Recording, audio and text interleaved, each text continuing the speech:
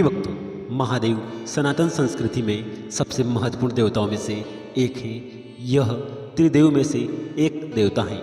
इन्हें देवों के देव महादेव भी कहा जाता है। यदि कोई भी भक्त भगवान शिव को प्रसन्न करता है तो उसकी हर मनोकामना स्वयं भगवान शिव ही पूरी करते हैं। यदि आपको अपने जीवन में किसी भी इच्छा को या किसी भी कार्य को शीघ्र पाना चाहते हैं तो उसका सबसे सरल उपाय है कि आप भगवान शिव को प्रसन्न कर दें। भगवान शिव को प्रसन्न करना बेहद ही आसान है। उन्हें सबसे अधिक प्रिय उनके मंत्र हैं। यदि आप उनके मंत्रों का जाप करते हैं तो भगवान शिव आपके जीवन में वह सारी खुशियाँ डाल देंगी जो आप हमेशा चाहते हैं। फिर चाहे वह धन का भंडार हो, अच्छे जीवन साथी की तलाश हो, बच्चों व परिवार का भविष्य हो या फिर पैसों की चिंता हो, इन सभी इच्छाओं को स्वयं भगवान शिव ही पूरी कर सकते हैं। इसलिए आज जो मंत्र हम आपको सुनाने वाले हैं उसका पूर्ण श्रद्धा के साथ 108 बार जाप करना है। यह मंत्र सिद्ध होकर आपकी और आपके संपूर्ण परिवार की सभी इच्छाओं को पूरा कर देगा। यदि आप इस मंत्र का जाप करने में असमर्थ हैं तो आप इस मंत्र को अपने घर या दुकान पर मोबाइल फ़ोन पर चलाकर 108 बार पूरा श्रवण करें। साथ ही प्रिय भक्तों, यदि आप भगवान शिव का आशीर्वाद प्राप्त करना चाहते हैं तो हमारे इस वीडियो को एक दिल से लाइक करके, हमारे चैनल संस्कारी शिव को सब्सक्राइब करके कमेंट में भगवान शिव की जय अवश्य लिखें, जिससे भगवान शिव के चरणों में आप सभी भक्तों की हाजिरी लग जाएगी। तो प्रिय भक्तों, मंत्र कुछ इस प्रकार है। ॐ त्र्यम्बकं यजामहे सुगन्धि पुष्टिवर्धनम् उर्वारुकमिव बन्धनान् मृत्युर्मुक्षीयमामृतम्। ॐ त्र्यम्बकं यजामहे सुगन्धि पुष्टिवर्धनम् उर्वारुकमिव बन्धनान् मृत्युर्मुक्षीयमामृतम्। ॐ त्र्यम्बकं यजामहे सुगन्धि पुष्टिवर्धनम् उर्वारुकमिव बन्धनान् मृत्युर्मुक्षीयमामृतम्। ॐ त्र्यम्बकं यजामहे सुगन्धि पुष्टिवर्धनम् उर्वारुकमिव बन्धनान् मृत्युर्मुक्षीयमामृतम्।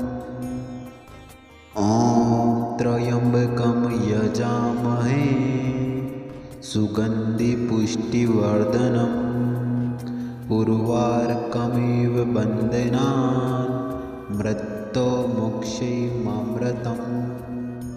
ॐ त्र्यम्बकं यजामहे सुगन्धि पुष्टिवर्धनम् उर्वारुकमिव बन्धनान् मृत्युर्मुक्षीयमामृतम्।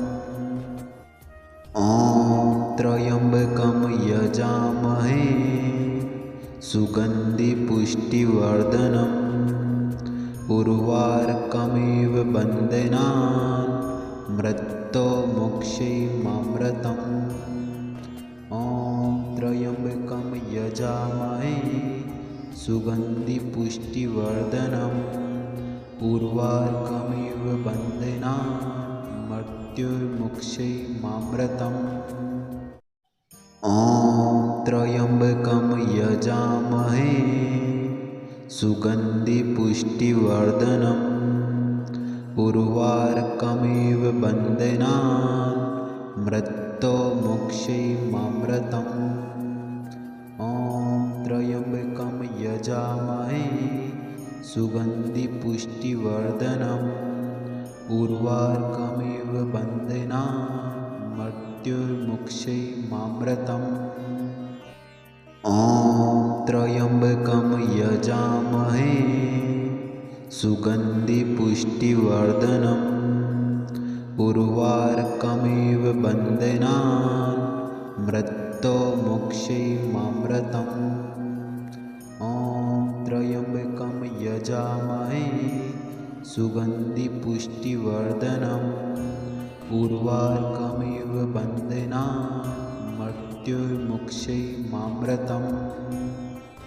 ॐ त्र्यम्बकं यजामहे सुगन्धि पुष्टिवर्धनम् उर्वारुकमिव बन्धनान् मृत्योर्मुक्षैमामृतम् ॐ त्र्यम्बकं यजामहे सुगन्धिपुष्टिवर्धनम् उर्वारुकमिव बन्धनान् मृत्योर्मुक्षैमामृतम् ॐ त्र्यम्बकं यजामहे सुगन्धिपुष्टिवर्धनम् उर्वारुकमिव बन्धनान् मृत्योर्मुक्षैमामृतम् ॐ त्र्यम्बकं यजामहे सुगन्धिपुष्टिवर्धनम् उर्वारुकमिव बन्धनान् मृत्योर्मुक्षैमामृतम् ॐ त्र्यम्बकं यजामहे सुगन्धिपुष्टिवर्धनम् उर्वारुकमिव बन्धनान् मृत्योर्मुक्षैमामृतम् ॐ त्र्यम्बकं यजामहे सुगन्धिपुष्टिवर्धनम् उर्वारुकमिव बन्धनान् मृत्योर्मुक्षैमामृतम् ॐ त्र्यम्बकं यजामहे सुगन्धिपुष्टिवर्धनम् उर्वारुकमिव बन्धनान् मृत्योर्मुक्षैमामृतम् ॐ त्र्यम्बकं यजामहे सुगन्धिपुष्टिवर्धनम्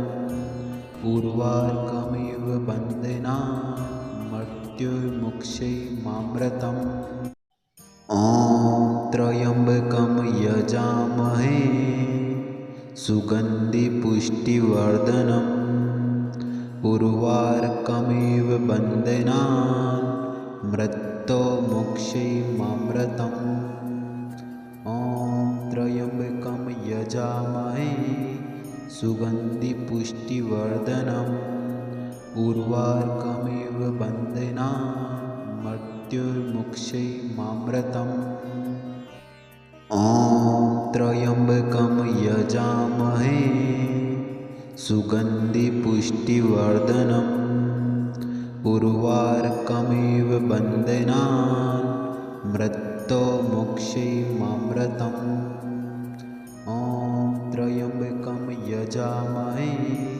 सुगन्धिपुष्टिवर्धनम् उर्वारुकमिव बन्धनान् मृत्योर्मुक्षैमामृतम् ॐ त्र्यम्बकं यजामहे सुगन्धिपुष्टिवर्धनम् उर्वारुकमिव बन्धनान् मृत्योर्मुक्षैमामृतम् ॐ त्र्यम्बकं यजामहे सुगन्धिपुष्टिवर्धनम् उर्वारुकमिव बन्धनान् मृत्योर्मुक्षैमामृतम् ॐ त्र्यम्बकं यजामहे सुगन्धिपुष्टिवर्धनम् उर्वारुकमिव बन्धनान् मृत्योर्मुक्षैमामृतम् ॐ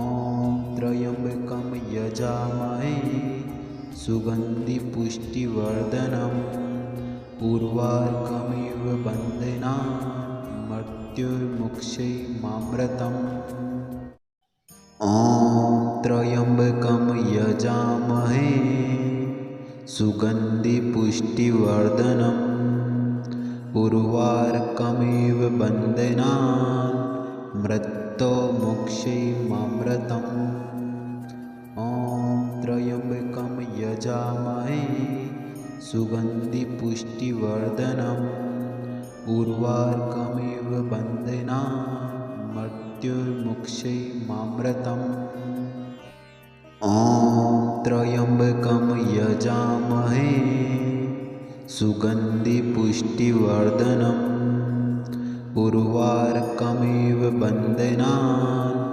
मृत्योर्मुक्षैमामृतम् ॐ त्र्यम्बकं यजामहे सुगन्धिपुष्टिवर्धनम् उर्वारुकमिव बन्धनान् मृत्युर्मुक्षैमामृतम्। ॐ त्र्यम्बकं यजामहे सुगन्धिपुष्टिवर्धनम् उर्वारुकमिव बन्धनान् मृत्युर्मुक्षैमामृतम्। ॐ त्र्यम्बकं यजामहे सुगन्धिपुष्टिवर्धनम् उर्वारुकमिव बन्धनान् मृत्युर्मुक्षैमामृतम्।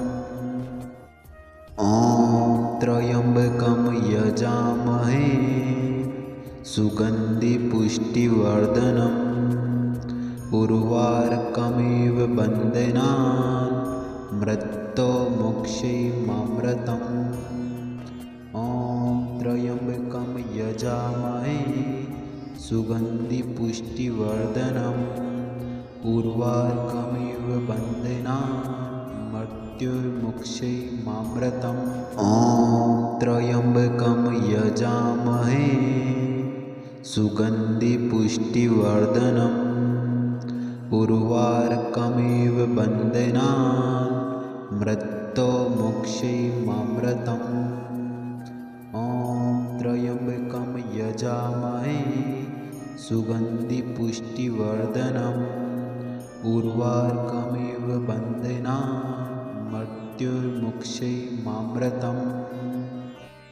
ॐ त्र्यम्बकं यजामहे सुगन्धिपुष्टिवर्धनम् उर्वारुकमिव बन्धनान् मृत्युर्मुक्षैमामृतम्।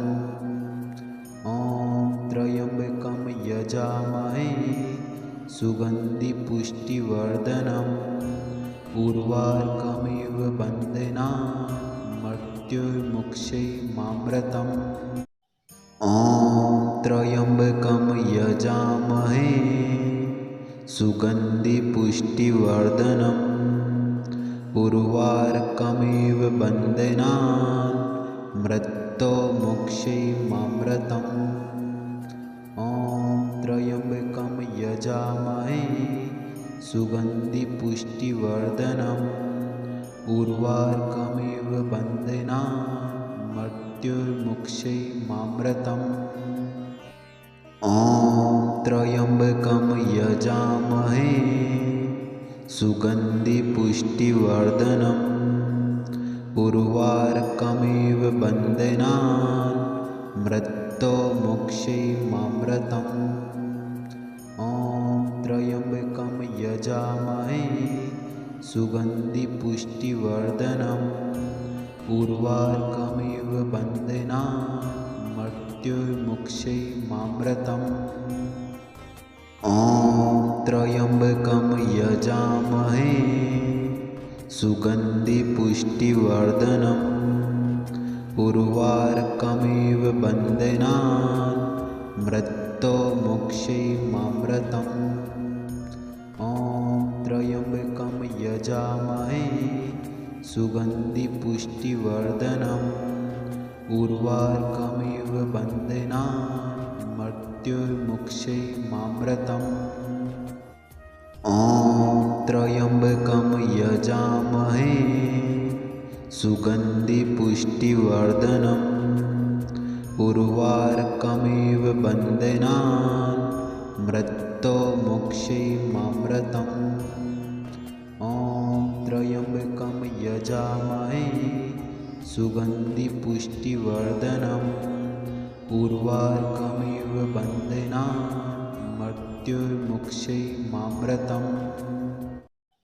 ॐ त्र्यम्बकं यजामहे सुगन्धिपुष्टिवर्धनम् उर्वारुकमिव बन्धनान् मृत्युर्मुक्षैमामृतम्। ॐ त्र्यम्बकं यजामहे सुगन्धिपुष्टिवर्धनम् उर्वारुकमिव बन्धनान् मृत्युर्मुक्षैमामृतम्। ॐ त्र्यम्बकं यजामहे सुगन्धिपुष्टिवर्धनम् उर्वारुकमिव बन्धनान् मृत्योर्मुक्षीयमामृतम् ॐ त्र्यम्बकं यजामहे सुगन्धिपुष्टिवर्धनम् उर्वारुकमिव बन्धनान् मृत्योर्मुक्षीयमामृतम् ॐ त्र्यम्बकं यजामहे सुगन्धिपुष्टिवर्धनम् उर्वारुकमिव बन्धनान् मृत्योर्मुक्षीयमामृतम् ॐ त्र्यम्बकं यजामहे सुगन्धिपुष्टिवर्धनम् उर्वारुकमिव बन्धनान् मृत्योर्मुक्षीयमामृतम् ॐ त्र्यम्बकं यजामहे सुगन्धिपुष्टिवर्धनम् उर्वारुकमिव बन्धनान् मृत्योर्मुक्षीयमामृतम् ॐ त्र्यम्बकं यजामहे सुगन्धिपुष्टिवर्धनम् उर्वारुकमिव बन्धनान् मृत्योर्मुक्षीयमामृतम् ॐ त्र्यम्बकं यजामहे सुगन्धिपुष्टिवर्धनम् उर्वारुकमिव बन्धनान् मृत्योर्मुक्षीयमामृतम् ॐ त्र्यम्बकं यजामहे सुगन्धिपुष्टिवर्धनम् उर्वारुकमिव बन्धनान् मृत्योर्मुक्षीयमामृतम् ॐ त्र्यम्बकं यजामहे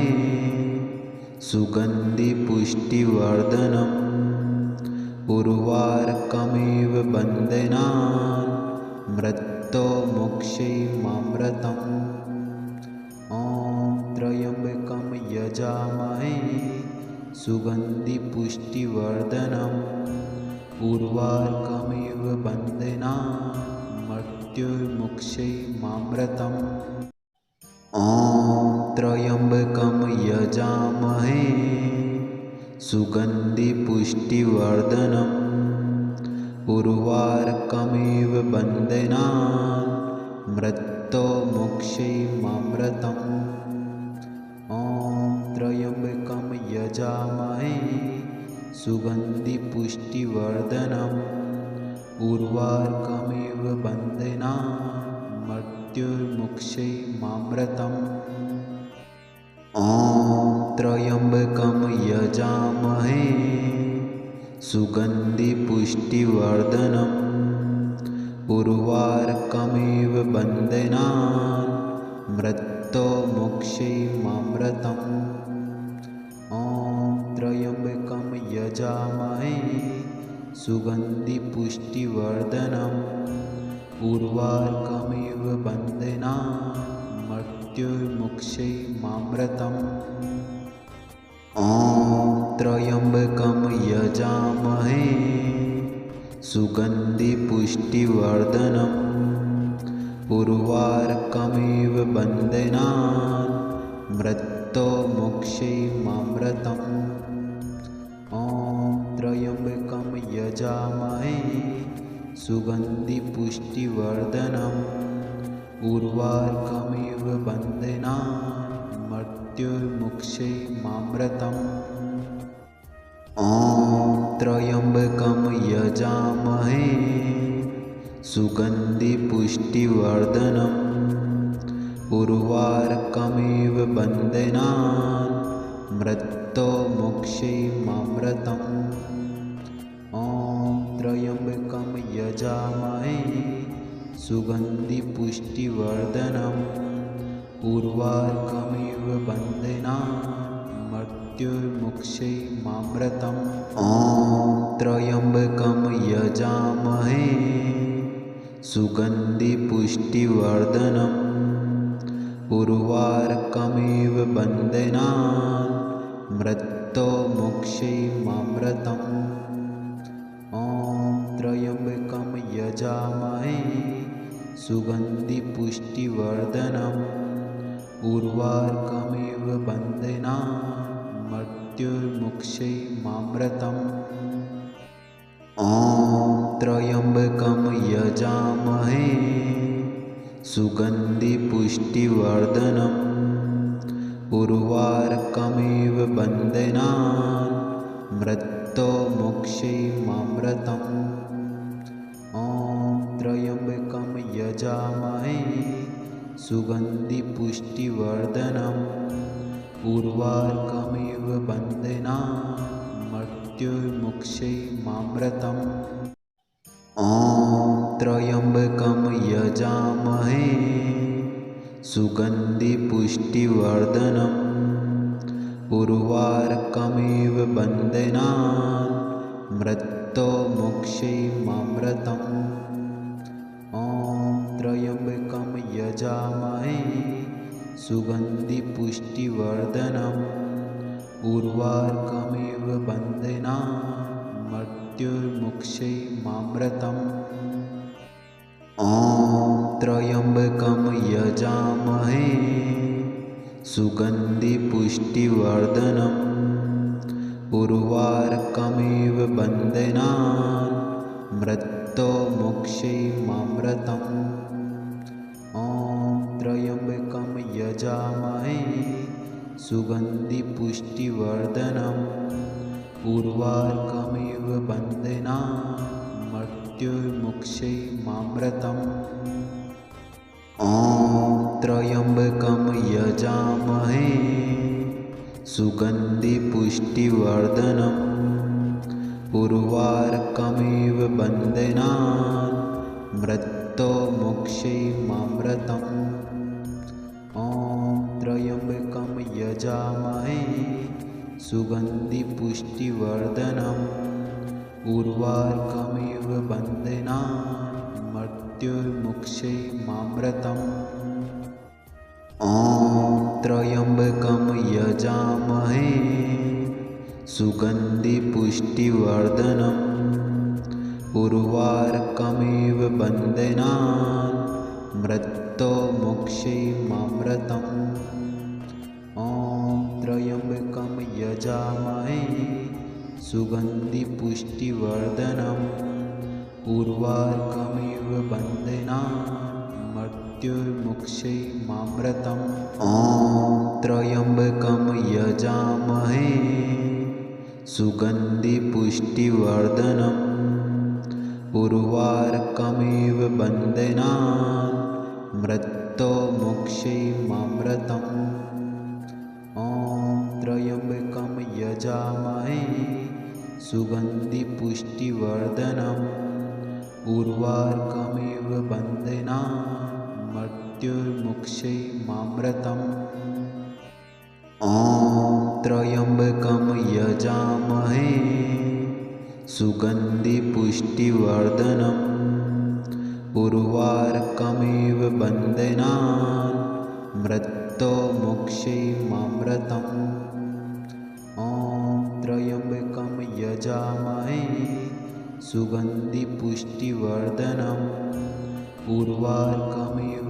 बन्धनान् मृत्युर्मुक्षैमामृतम् ॐ त्र्यम्बकं यजामहे सुगन्धिपुष्टिवर्धनम् उर्वारुकमिव बन्धनान् मृत्युर्मुक्षैमामृतम् ॐ त्र्यम्बकं यजामहे सुगन्धिपुष्टिवर्धनम् उर्वारुकमिव बन्धनान् मृत्युर्मुक्षैमामृतम् ॐ त्र्यम्बकं यजामहे सुगन्धिपुष्टिवर्धनम् उर्वारुकमिव बन्धनान् मृत्युर्मुक्षैमामृतम् ॐ त्र्यम्बकं यजामहे सुगन्धिपुष्टिवर्धनम् उर्वारुकमिव बन्धनान् मृत्युर्मुक्षैमामृतम् ॐ त्र्यम्बकं यजामहे सुगन्धिपुष्टिवर्धनम् उर्वारुकमिव बन्धनान् मृत्यो मोक्षैमामृतम् ॐ त्र्यम्बकं यजामहे सुगन्धिपुष्टिवर्धनम् उर्वारुकमिव बन्धनान् मृत्युर्मुक्षैमामृतम् ॐ त्र्यम्बकं यजामहे सुगन्धिपुष्टिवर्धनम् उर्वारुकमिव बन्धनान् मृत्यो मोक्षैमामृतम् ॐ त्र्यम्बकं यजामहे सुगन्धिपुष्टिवर्धनम् उर्वारुकमिव बन्धनान् मृत्युर्मुक्षैमामृतम् ॐ त्र्यम्बकं यजामहे सुगन्धिपुष्टिवर्धनम् उर्वारुकमिव बन्धनान् मृत्यो मोक्षैमामृतम् ॐ त्र्यम्बकं यजामहे सुगन्धिपुष्टिवर्धनम् उर्वारुकमिव बन्धनान् मृत्युर्मुक्षैमामृतम् ॐ त्र्यम्बकं यजामहे सुगन्धिपुष्टिवर्धनम् उर्वारुकमिव बन्धनान् मृत्यो मोक्षैमामृतम् ॐ त्र्यम्बकं यजामहे सुगन्धिपुष्टिवर्धनम् उर्वारुकमिव बन्धनान् मृत्युर्मुक्षैमामृतम् ॐ त्र्यम्बकं यजामहे सुगन्धिपुष्टिवर्धनम् उर्वारुकमिव बन्धनान् मृत्यो मोक्षैमामृतम् ॐ त्र्यम्बकं यजामहे सुगन्धिपुष्टिवर्धनम् उर्वारुकमिव बन्धनान् मृत्युर्मुक्षैमामृतम् ॐ त्र्यम्बकं यजामहे सुगन्धिपुष्टिवर्धनम् उर्वारुकमिव बन्धनान् मृत्यो मोक्षैमामृतम् ॐ त्र्यम्बकं यजामहे सुगन्धिपुष्टिवर्धनम् उर्वारुकमिव बन्धनान् मृत्युर्मुक्षैमामृतम् ॐ त्र्यम्बकं यजामहे सुगन्धिपुष्टिवर्धनम् उर्वारुकमिव बन्धनान् मृत्यो मोक्षैमामृतम् ॐ त्र्यम्बकं यजामहे सुगन्धिपुष्टिवर्धनम् उर्वारुकमिव बन्धनान् मृत्युर्मुक्षैमामृतम् ॐ त्र्यम्बकं यजामहे सुगन्धिपुष्टिवर्धनम् उर्वारुकमिव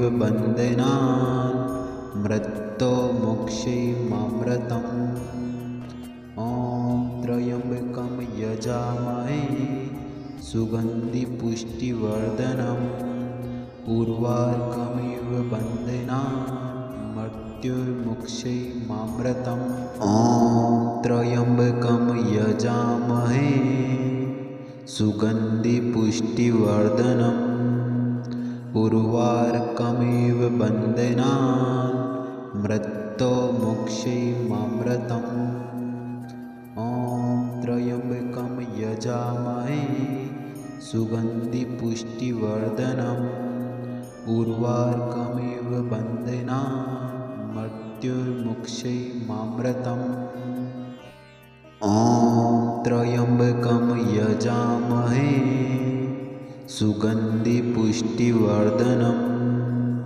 उर्वारुकमिव बन्धनान् मृत्यो मोक्षैमामृतम् ॐ त्र्यम्बकं यजामहे सुगन्धिपुष्टिवर्धनम् उर्वारुकमिव बन्धनान् मृत्युर्मुक्षैः मामृतम्